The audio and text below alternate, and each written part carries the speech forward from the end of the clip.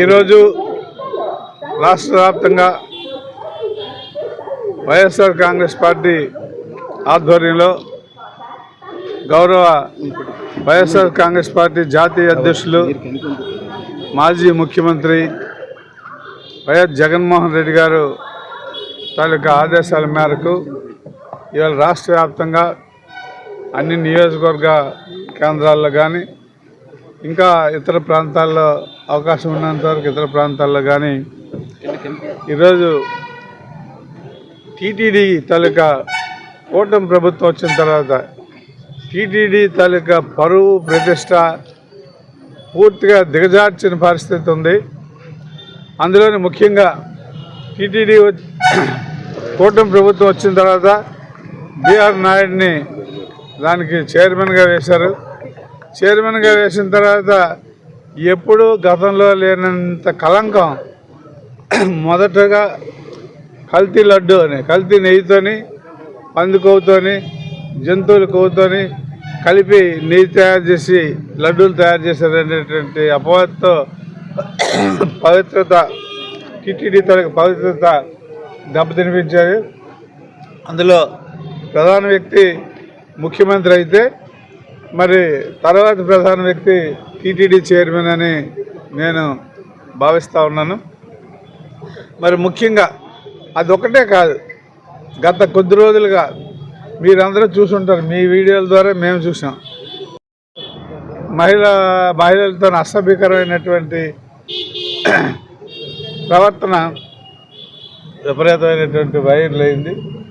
దాని మీద ఆత్మాభిమానం ఉన్నటువంటి ప్రతి వ్యక్తి కూడా ఇలాంటి వ్యక్తి రాష్ట్రంలోని కోట్లాది మంది భక్తులకి హిందువులకి ఆరాధ్యమైనటువంటి వెంకటేశ్వర స్వామికి ఇలాంటి చైర్మన్ ఉండకూడదు అనేటువంటి ఉద్దేశం మీద అందరూ ఇమీడియట్గా రిప్రజెంట్ చేశారు, ప్రకటనలు ఇచ్చారు, మీ ద్వారా తెలియపరిచారు.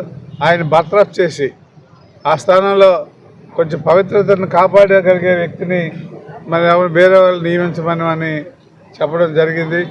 అయినప్పటికి కూడా ఆయన్ని ఇంత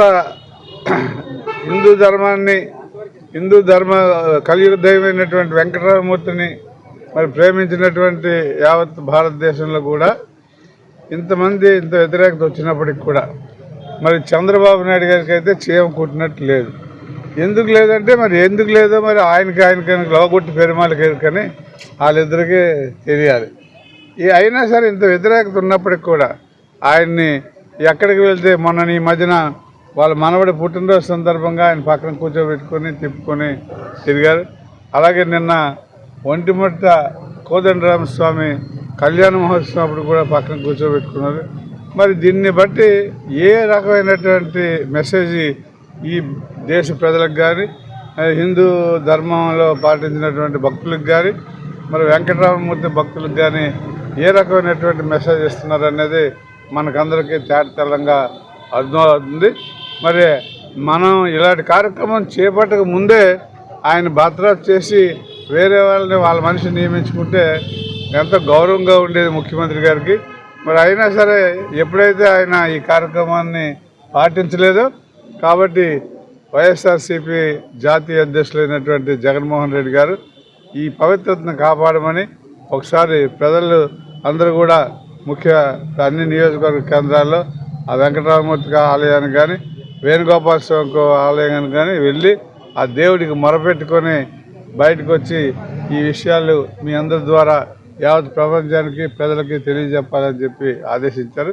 దాని మూలంగానే ఇవాళ మన నియోజకవర్గంలో ఉన్నటువంటి ముఖ్య నాయకులందరూ బొబ్బులి పట్టణంలో కౌన్సిలర్లు పెద్దలు కానీ అలాగే రూరల్లో ఉన్నటువంటి 4 మండలాల నుండి వచ్చిన పెద్దలు కానీ అందరం కూడా ఇవాళ ఒక్కొక్కరు ఒక్కొక్క కొబ్బరికాయ కొట్టి మరి వేణుగోపాల స్వామికి పూజారి గారి ద్వారా మొరపెట్టుకొని ఈ దురాచారాన్ని అరికట్టేటట్టుగా మీరే బాధ్యత తీసుకొని ఆ మంచి బుద్ధి చంద్రబాబు నాయుడికి ప్రసాదించమని మేము కోరి ఈరోజు బయటకు వచ్చి మీకు ఈ విషయాలన్నీ తెలియజేస్తాం.